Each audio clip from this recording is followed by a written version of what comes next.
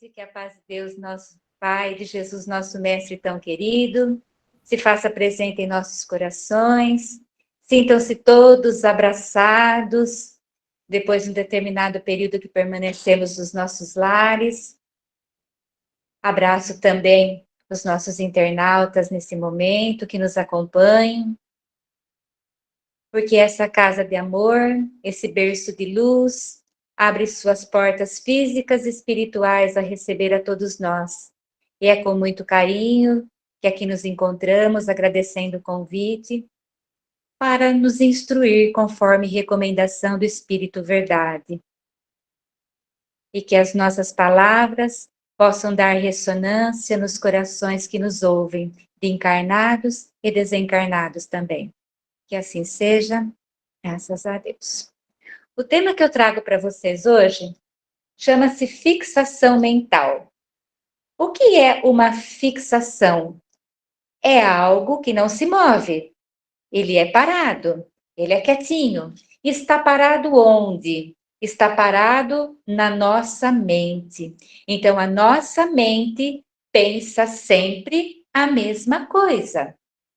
Mas para falarmos em fixação mental, que é extraída do capítulo 25 do livro Nos Domínios da Mediunidade. É um livro, uma obra formidável que o nosso querido André Luiz ditou para o saudoso Chico Xavier, logo outro dia, 1955. Gente, eu não tinha nem nascido ainda e essa informação importantíssima, já havia sido divulgada. Mas para falarmos desses pensamentos que são fixos, também nesse capítulo 1º do livro Nos Domínios da Mediunidade, André Luiz inaugura o capítulo falando acerca do pensamento, que nós precisamos compreender o que é pensamento para entendermos o que é um pensamento fixo. E ele diz assim, nos leciona dessa forma, que o pensamento nasce na mente. Mente, então, o que é? Não é o nosso cérebro do corpo físico, é uma entidade. Então, o pensamento nasce na nossa mente. Ele advém do quê? Advém de um sentimento que nós temos, primeiro nós sentimos, depois nós pensamos. E esse pensamento, antes de ser irradiado, ele vai ter duas tarefinhas: gravar energeticamente o nosso perispírito e emitir uma forma pensamento. Depois da pandemia, que vocês ficaram em casa, né, estudando a doutrina espírita, vocês vão tirar nota 10 se eu perguntar o que é o perispírito. Vocês se lembram o que é o perispírito? Vamos lá, chamada, hein? Chamada oral. Quem se atreve? Pois bem, vamos dar uma relembrada no Livro dos Espíritos. Questão 135 em O Livro dos Espíritos. Os benfeitores espirituais nos informam o quê? Que o homem é composto por 3 partes diferenciadas. O corpo físico, que é o que vocês conseguem visualizar. O perispírito, que é justamente esse onde está gravado o pensamento, que é uma camada energética que dá formato ao corpo físico, mas que, por sua vez, é envoltório do espírito. Então, nosso pensamento é gravado nessa camada energética. Esse perispírito que é o veículo de manifestação do espírito para com relação ao corpo físico. E a outra tarefa, então, desse pensamento é emitir uma forma pensamento. E tudo que nós pensamos emite como se fosse uma nuvenzinha que nos acompanha, porque nós alimentamos essas nossas ideias, esse pensamento que foi emitido. E essas formas de pensamentos, elas se associam, né, por afinidade. Nós que estamos aqui nesse momento, né, direcionando todos os nossos pensamentos para a doutrina espírita, as nossas formas de pensamento estavam unidas. Nossa, hoje eu vou ao Centro Espírita Vicente de Paulo ouvir uma palestra e que ela dê ressonância na minha alma. E viemos todos para cá com essa mesma forma pensamento, né? Por essa afinidade que nos move. Muito bem, então, feito essa pequena introdução, essa localização do que vem a ser, então, o pensamento, Vamos lá para a definição que o próprio André Luiz nos dá, lá nesse capítulo 25 do livro Nos Domínios da Mediunidade. André Luiz nos ensina o seguinte, que a fixação mental é o estado em que o espírito, encarnado ou desencarnado, cristaliza seu psiquismo em torno de determinados fatos ou sentimento do passado. Quer dizer, tanto as pessoas que estão aqui encarnadas, quer dizer, se estamos encarnadas, nós temos o quê? Um corpo de carne, temos essa camada energética do perispírito e a composição, né, da terceira parte, que é a alma. E enquanto desencarnados, qual que é a diferença? A ausência do corpo físico. As nossas moléculas que compõem o corpo físico, que são milhares de células, elas se desintegram, o corpo volta para o pó da terra e voltamos para a realidade espiritual com apenas perispírito e espírito. Muito bem, nessas duas condições, encarnados ou desencarnados, a fixação mental se faz presente. Vai cristalizar o quê? Aquele pensamento que ficou fixo, ele está fixo como? Em determinadas circunstâncias, fatos ou sentimento do passado. Sabe aquela briga, Marilda, que nós tivemos lá em 1999? Eu vou me lembrar, Marilda, sabe do que? Da roupa que você estava, o desaforo que você me falou, vou me lembrar se estava chovendo, se estava sol, o que você falou, o que eu respondi, o que está entalado na minha garganta, porque eu tô o quê? Ensaiando todos esses anos, porque o dia que você cruzar o meu caminho, eu vou falar tudo que está aqui, vomitar em cima de você. Só que nesse período de 99 até agora, eu já fiquei desanimada, eu já me entristeci, eu perdi a motivação para viver, porque eu só me lembro dos desaforos que ela me fez. E eu, né, reencarnada no mundo de expiações e provas, no espírito imperfeito, eu me permiti magoar e vou guardando aquelas palavras que me permitiu magoar, então, e vou relembrando, e vou relembrando. Não tenho mais vontade de fazer as orações, eu já me afasto, então, da lei de adoração, já estou infringindo uma lei divina, porque eu não vou orar mais. Eu perco a motivação para o trabalho, também me afasto de uma outra lei divina e vou pensando só nessa discussão, nessa desavença. Então, eu estou me prendendo psiquicamente a quê? A um bate-boca do passado, 1999. E eu não me esqueço dela. E vou ficando com uma raiva dela, uma mágoa extrema dela. É brincadeirinha, viu, Marida? Pelo amor de Deus, você mora no meu coração, hein? É. Isso, Paulina, verdade. Mas que tenha sido com as duas, porque uma cobertou a outra, Paulina. Estou com raiva das duas. Muito bem, isso já se passou a longa data, mas eu não consigo esquecer, está cristalizado em mim. E essa fixação, essa mesma ideia, pode se reportar também sobre coisas, além das pessoas, né? Porque nas pessoas pode ser relativo não só a um bate-boca, mas também a morte de um ente querido, que nos tira o chão, que nos tira a alegria de viver, uma traição, um estupro, um roubo muito significativo, ou se não, também pode ser a perca de um trabalho, de uma fortuna. E vou muito além. Quando eu residia em Bariri, nas proximidades da minha casa, tinha um senhor. Ele contava já com 75 anos de idade, quando o seu cachorro de estimação veio a óbito. E ele nunca mais conseguiu deixar de pensar na Laica. Ele só falava da Laica, chorava muito por conta da morte da Laica, ele foi perdendo a alegria de viver, ele não mais saiu de casa para fazer os seus passeios matinais, não quis mais ir até a padaria buscar pão, não quis mais sentar em frente no banco do jardim da praça, e ele foi ficando em casa, só falando desse cachorro. E cadê a Laika? A Laika me deixou. Ele deixou de andar, ele deixou de se alimentar, foi acometido de uma depressão profunda que o levou a óbito. Então, vejam bem, uma coisa tirou a paz de espírito desse nosso irmão de caminhada. Então, diante dessas possibilidades, já que Joana de Ângeles, a querida benfeitora do Divaldo Pereira Franco, nosso maior orador do Brasil, ela nos ensina que nós temos 95 mil pensamentos por dia. 95 mil pensamentos por dia. Quantos desses pensamentos são nobres e elevados? E ela também nos orienta a pensar, fazer um balanço no final do dia, seguindo as recomendações também de Santo Agostinho, no que é que nós estamos pensando.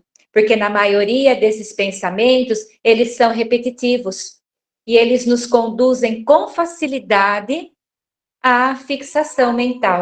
E a partir desse momento, então, que nós estamos pensando numa única coisa, nós vamos perdendo a vontade de viver e vamos cristalizando o nosso pensamento. A partir do momento que nós cristalizamos um pensamento, sabe o que vai acontecer conosco? Nós vamos imobilizar a nossa alma, nós vamos ferir, como eu já mencionei, as leis morais. E sabe qual é a consequência dessa imobilização da nossa alma? Nós vamos carrear ao adiamento do nosso processo evolutivo, porque eu perco o encanto com tudo que se passa ao meu redor, com os familiares, com o trabalho, com a sociedade, com o lazer, e passo a pensar tão somente naquela malfadada discussão, né, que eu dei como exemplo, que tivemos em 1999. Tudo se perde e só vou me lembrar, só vou me reportar mentalmente a essa briga.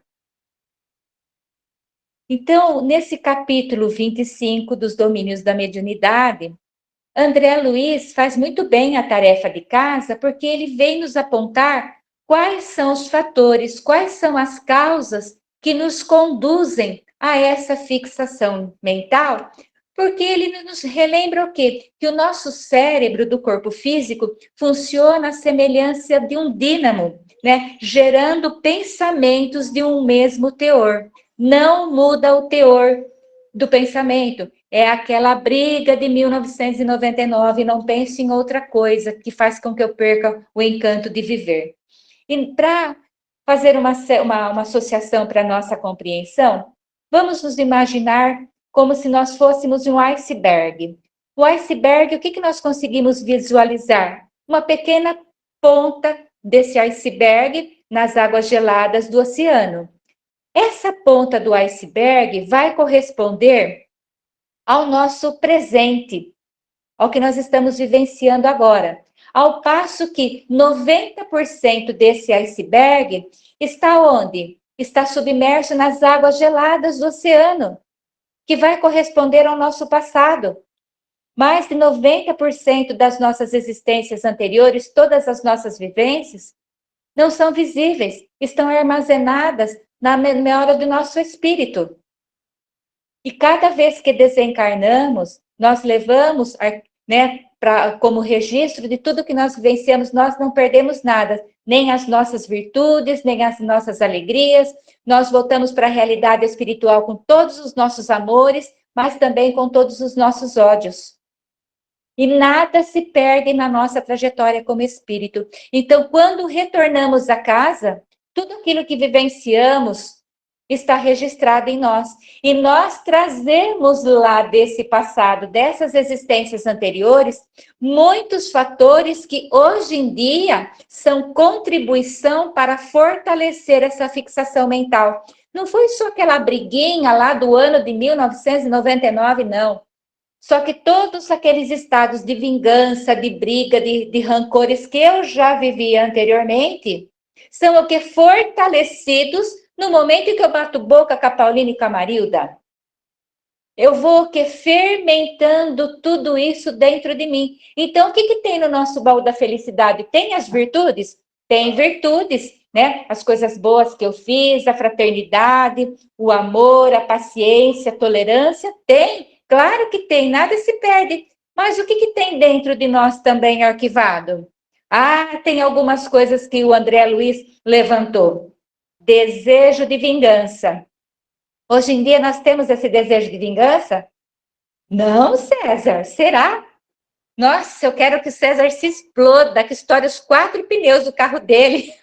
É assim, se a gente não verbaliza, mentalmente, nós desejamos isso, não é? Nós não exteriorizamos, mas a nossa mente, muitas vezes, que é aquele dínamo gerador de ideias ruins, a gente vai metralhando energeticamente a trajetória do nosso irmão. Então, com desejos de vingança, com situações de desespero, nós trazemos também paixões. Ah, mas a paixão não é boa? Sim, a questão 907 no Livro dos Espíritos diz que, a princípio, a paixão é boa, sim, porque ela nos impulsiona a conquistar muitas coisas na nossa vida. Ela passa a ser ruim quando? Quando ela é exagerada. Então, quando essa paixão é exagerada, ela é contribuição para quê? Para a cristalização de uma ideia ruim dentro de nós.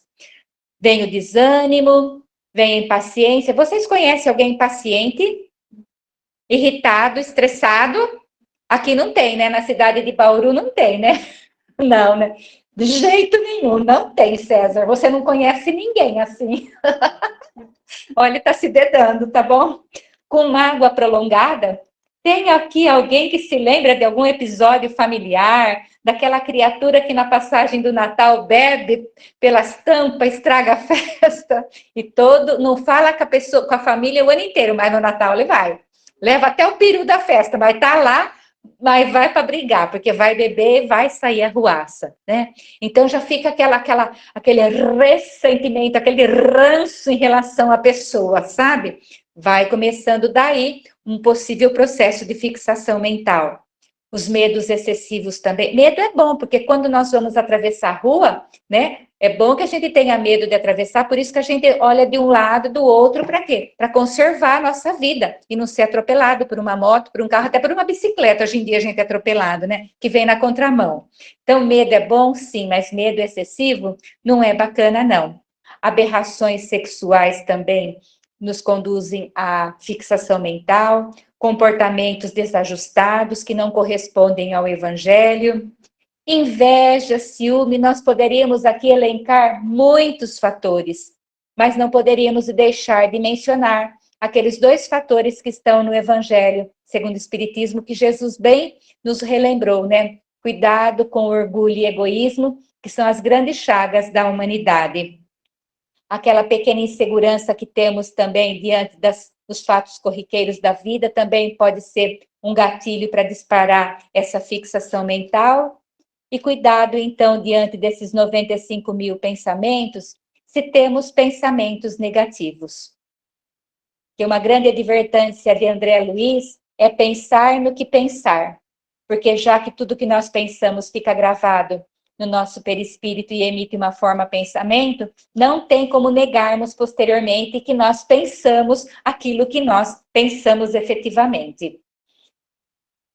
Até aqui alguma dúvida? Alguém quer fazer alguma colocação, fazer uma pergunta? Tudo ok? Podemos seguir? Porque outra causa que André Luiz elenca como um fator determinante também dessa fixação mental é a sintonia. E em 2 livros distintos, André Luiz menciona a sintonia. Ele menciona no livro Nosso Lar, no capítulo 32, e menciona também Evolução em 2 Mundos, no capítulo 14. E ele explica nessas obras o que vem a ser essa sintonia, que é um fator determinante da fixação mental. Ele diz assim: sintonia é a alma do universo e tudo funciona segundo suas leis. Somos uma usina geradora e viveremos com aquilo que criamos ou atraímos dentro de nós. Aí está a sintonia. Em que estou sintonizado? O que está gerando os meus pensamentos? Estou pensando em quê? O que é que vocês, então, diariamente pensam? O que é que ocupa a mente de vocês durante todo o dia? Então, não foi à toa que o Santo Agostinho, né, que foi alguém que na sua mocidade aprontou poucas e boas, deu muito trabalho para Santa Mônica, sua mãe, mas que teve a sua consciência despertada e deixou uma receita para esse salto quântico, essa evolução espiritual, quando ele nos ensina a passar o nosso dia em revista antes de deitarmos, porque a nossa consciência vai apontar aquilo que fizemos de certo ou de errado, porque a nossa consciência, vamos e venhamos, é dedo duro pra caramba, né? Então, quando nós nos equivocamos, ela pim, pim, pim, pim, ela fala, errou, enfiou o pé na jaca. Mas aí que tá. O Santo Agostinho nos ensina o quê? Ah, se você identificou aonde você errou, legal. Se comprometa com você mesmo, que no dia seguinte você já não vai mais praticar esse ato equivocado de hoje. Amanhã você vai ter uma nova postura, vai procurar acertar mais do que errar o tanto que errou hoje. Um exemplo bem simples: se hoje você falou mal de 10 pessoas, amanhã se comprometa a falar mal só de 9, porque você já poupou uma. Você já evoluiu? Ah, evoluiu, porque uma ficou de fora. Depois de amanhã, fale mal só de 8, porque ao final de 10 dias, você já não vai mais falar mal de ninguém. Aí está o processo de evolução, quando nós mesmos nos corrigimos. Porque não adianta o nosso anjo de guarda ficar nos alertando, né, nos intuindo. Olha, cuidado com a maledicência, não fale tão mal das pessoas. Não adianta vir essa orientação de fora, se aqui dentro de nós não mudamos o nosso comportamento, a nossa sintonia. Então, mobilização da nossa alma é esse processo, porque quando nós estamos felizes, né, o que que acontece com o tempo? O tempo voa. Precisamos até prestar atenção no relógio para não ficarmos falando aqui até meia-noite, porque o César falou nada de falar até meia-noite, e o Mar, é só um pouquinho, daqui a pouco você vaza, vai embora. Porque tá tão gostoso, né, passando essas informações, que o tempo voa. Ah, mas quando nós estamos tristes, o tempo não passa. E vem sempre o que à tona?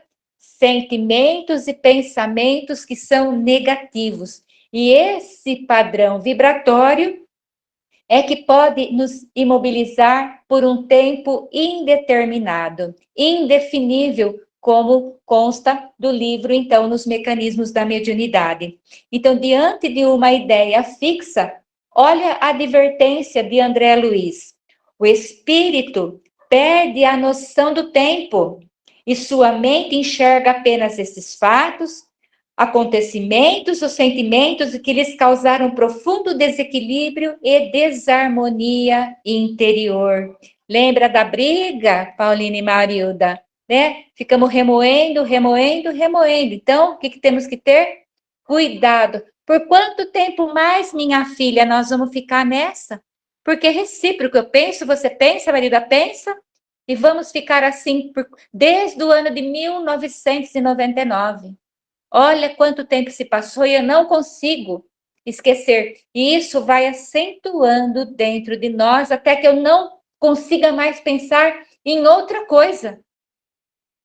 E eu vou cada vez mais adiando o meu processo evolutivo. E no capítulo 25 ainda, André Luiz diz assim: o relógio inflexível assinala o mesmo tempo para todos. O tempo é leve para os que triunfaram, e o tempo é pesado para aqueles que perderam. E os dias são amargos e de lágrimas. E eu vou me entristecendo com aquela briga, Paulina, vou perdendo a alegria de viver, não quero trabalhar, não quero mais curtir a minha família, os meus netos. Eu só fico o quê? Relembrando aquele episódio, aquela briga, e vou adoecendo e vou adoecendo. Porque vale lembrar, ensinamentos de André Luiz. Essa ideia fixa vale para os encarnados, que então, a partir de uma briga, vai entrando no processo de ansiedade, num processo de desânimo, de depressão, de pânico, chegando também ao extremo o quê? De praticar um suicídio e um homicídio também. De tão gravoso que se torna essa mesma ideia, esse mesmo conteúdo dentro de nós. Aí nós vamos para a realidade espiritual, levando o quê? Esse mesmo pensamento.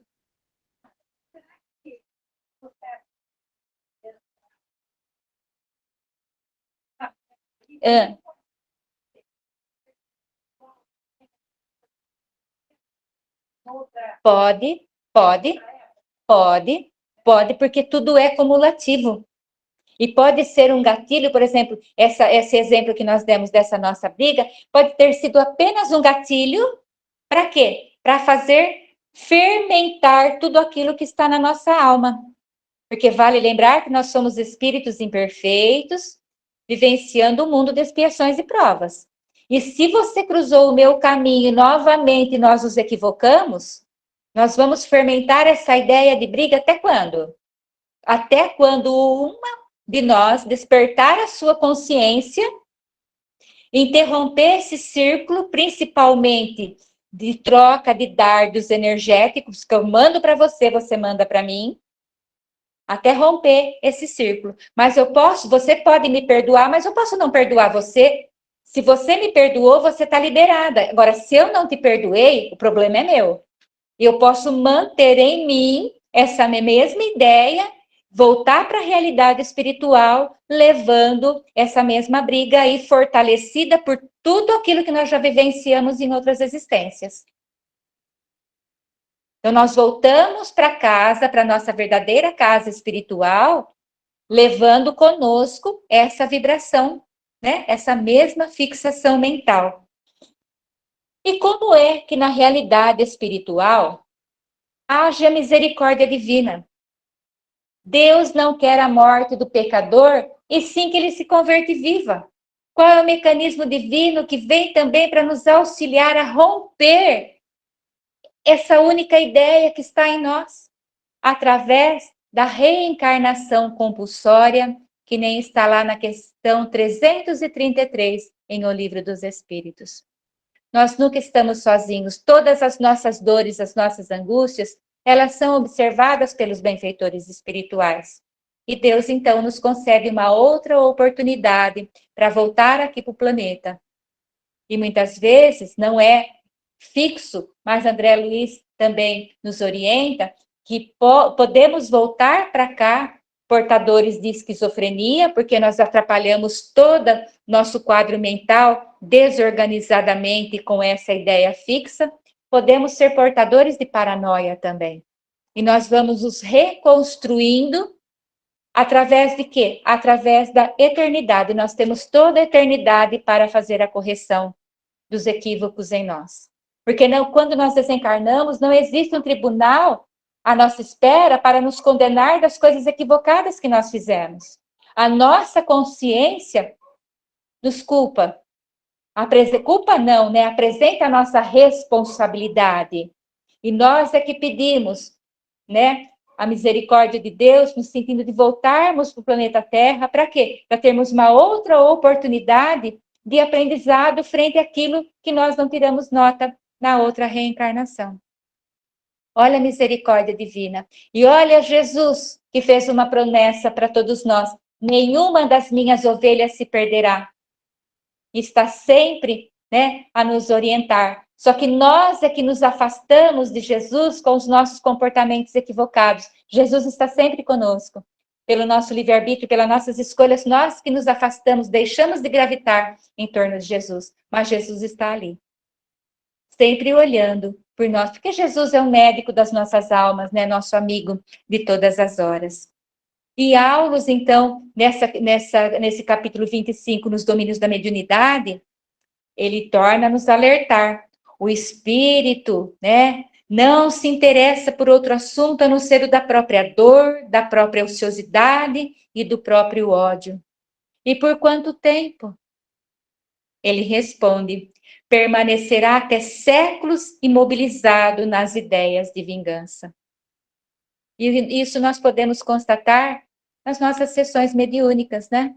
Quantos espíritos ali se manifestam falando das suas dores, dos seus ódios, do seu desejo de vingança, por um fato que aconteceu há 4 séculos atrás, há 5 séculos, há 600 anos, há 30 anos? Está lá latente naquela mente. Ele não consegue pensar em outra coisa a não ser aquele episódio que lhe trouxe muita dor, que lhe magoou demais. Por isso, minha filha, vamos, né, nos reconciliar. Exatamente. Vamos lembrar, então, capítulo 10, né, do Evangelho, bem-aventurados os misericordiosos, porque obterão misericórdia. Ai, mas o Mar, eu não lembro o que é misericórdia. Calma, muita calma nessa hora, porque o Kardecão, nosso amigo, ele fez perfeitamente a tarefa de casa e deixou lá as palavrinhas-chave para entendermos o que é misericórdia. Perdão das ofensas e esquecimento das ofensas.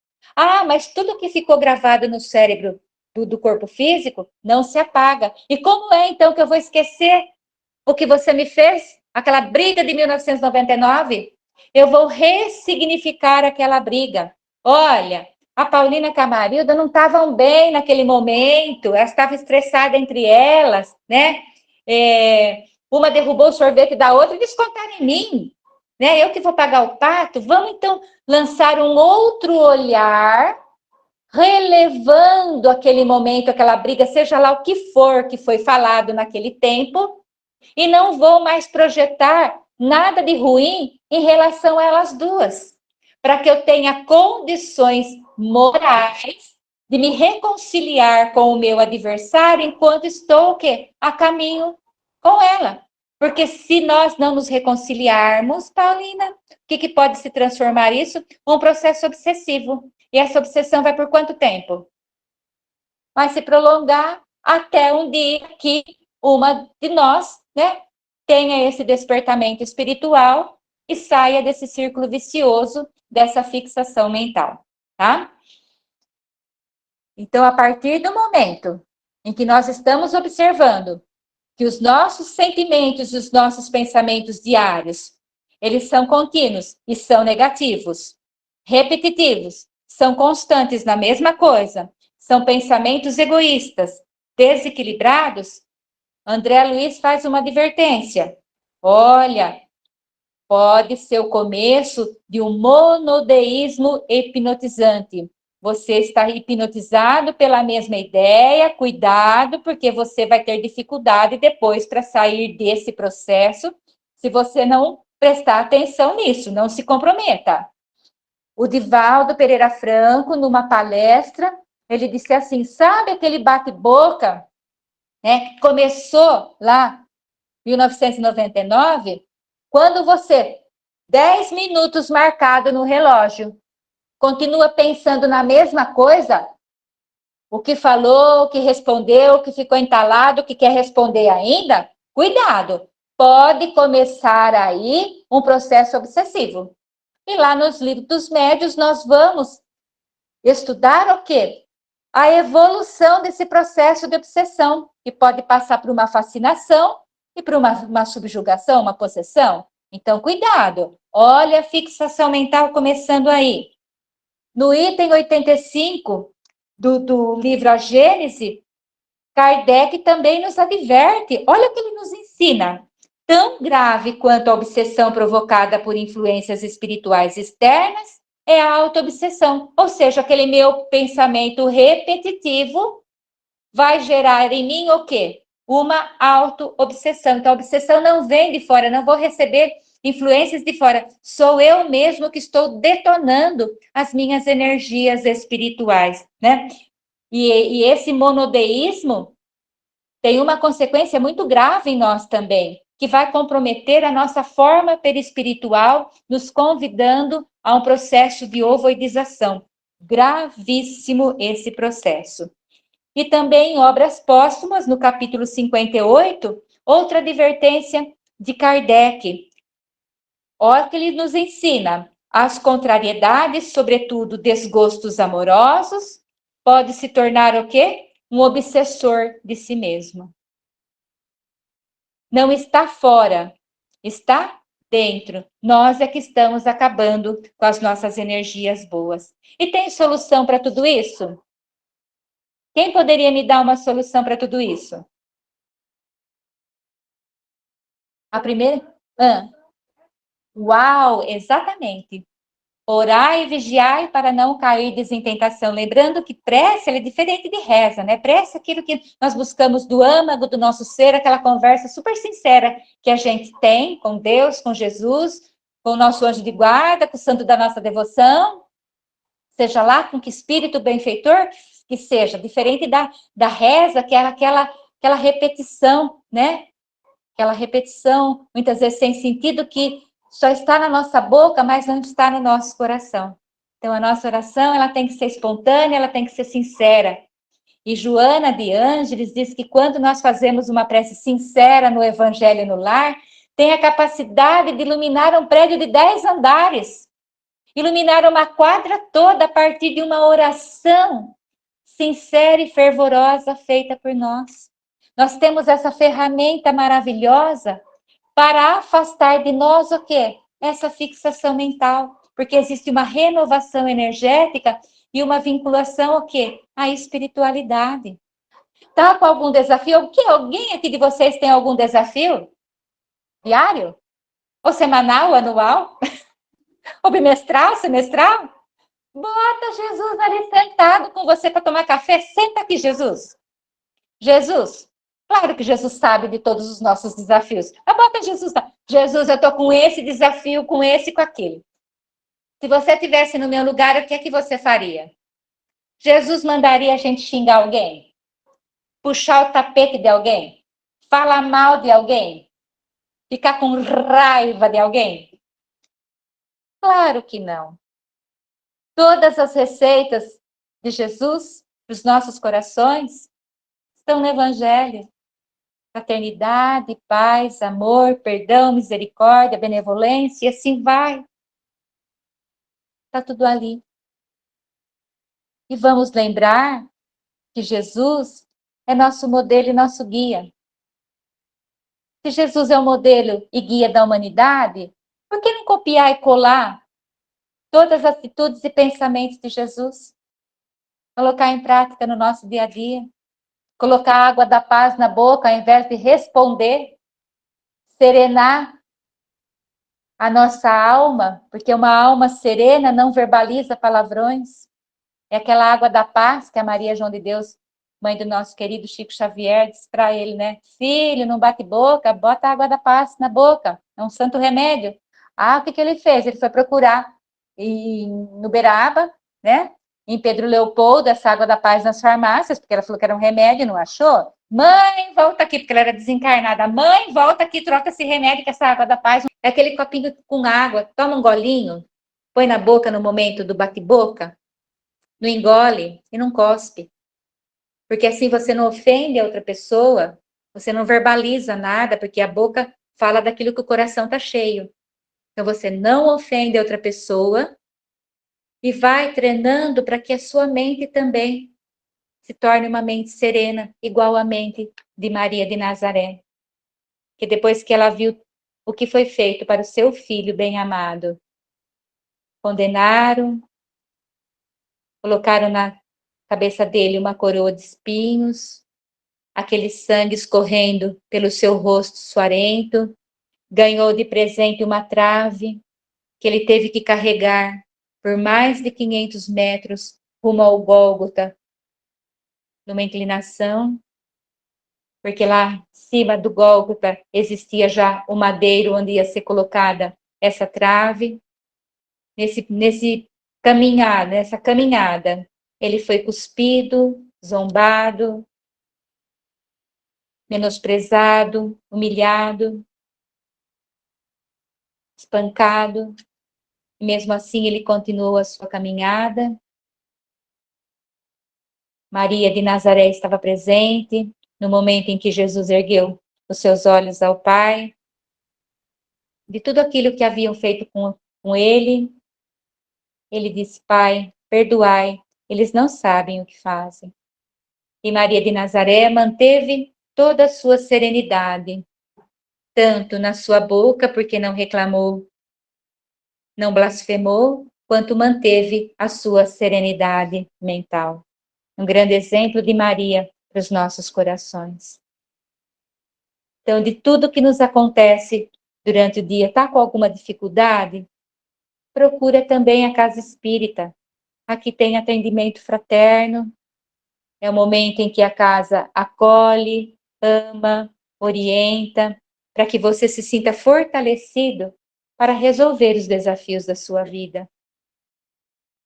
E qual é o momento mais oportuno para começar esse processo de educação do espírito? Pestalozzi foi questionado por uma aluna que estava gestando 6 meses de gravidez.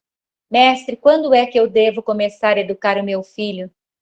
A senhora tem quantos meses de gestação? 6 meses. A senhora já está atrasada 6 meses. Então, a educação já começa no ventre materno, no momento da concepção. Encontro do óvulo e do espermatozoide, que já tem um espírito reencarnante ali, acompanhando o desenvolvimento daquele bebê na barriga da mãe. Então, todos os momentos são oportunos para a nossa educação espiritual, para o nosso desenvolvimento de todas essas virtudes necessárias para a nossa evolução. E Evangelho no Lar também é uma ferramenta maravilhosa, porque não basta só fazer o Evangelho no Lar, aquele horário, mesmo dia da semana. Nós precisamos ser o Evangelho no Lar, vivenciando todos os ensinamentos do nosso querido Mestre Jesus.